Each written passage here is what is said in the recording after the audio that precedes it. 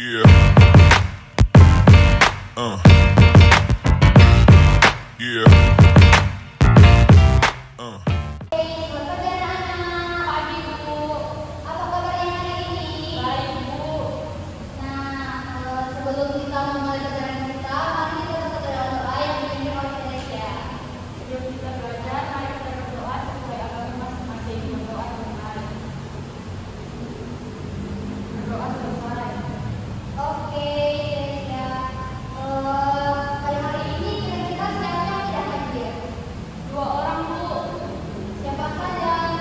Anggun dan Mutia Bu. Oke, Anggun dan Mutia tidak hadir. Ada keterangannya nggak? Mutia sakit Bu, Anggun nggak tahu. Oh, baiklah. Nah, hari ini kita belajar mengenai teks prosedur.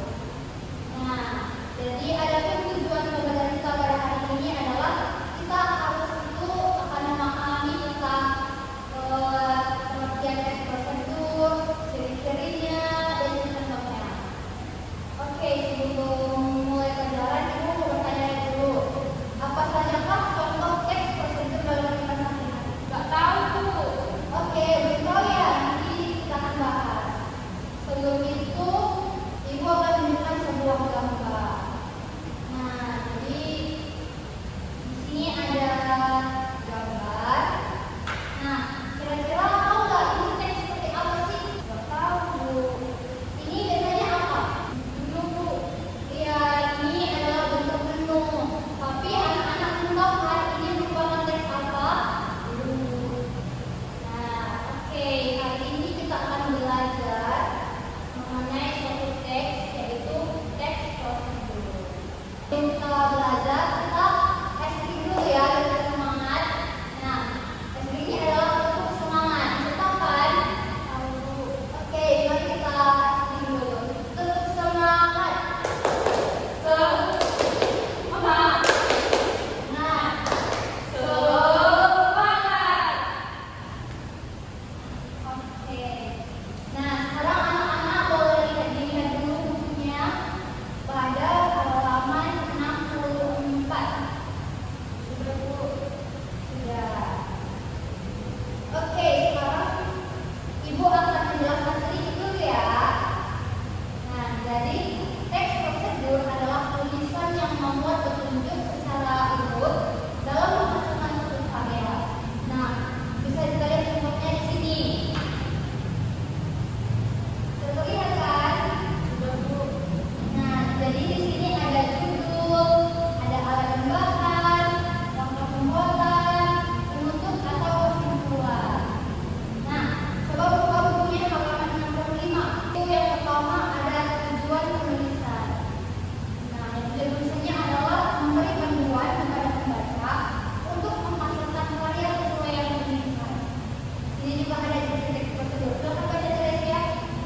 Ciri-cirinya yang pertama memuat alat dan bahan yang diperlukan, yang kedua memuat tahap kegiatan yang menurut, yang ketiga menggunakan kalimat perintah yang singkat dan jelas, dan yang keempat menggunakan kata kreatif.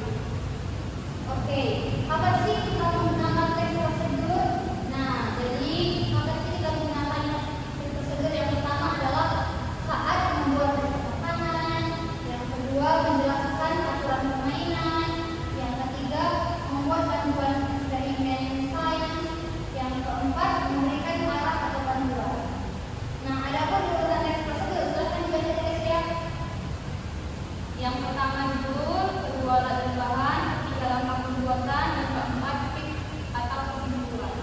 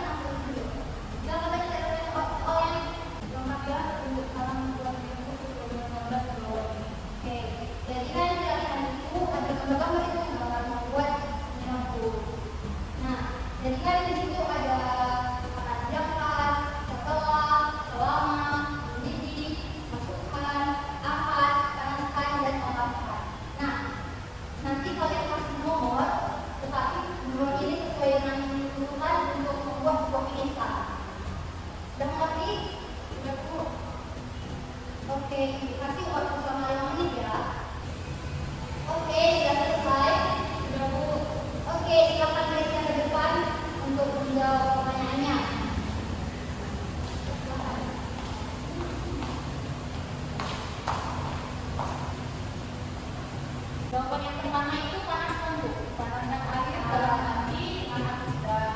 Oke, selanjutnya. Setelah air kemudian jawabannya begini Bu.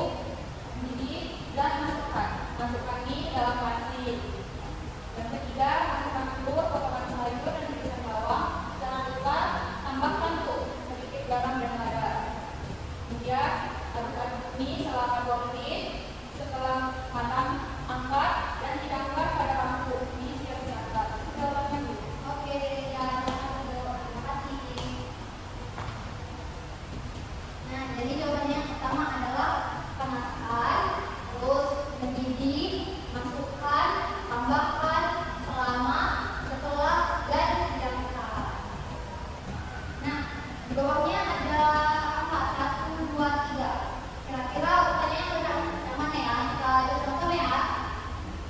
Oke, jadi jawabannya yang pertama adalah 4, 1, 5, 2, dan 3. Oke. Nah, jadi anak-anak kita kan sudah belajar mengenai ekspor tersebut. Biasanya ekspor itu kita tidak disukai oleh masyarakat seperti cara mencuci tangan, cara memasak makanan, pokoknya itu sering sekali melakukan kesulitan. Nah, jadi untuk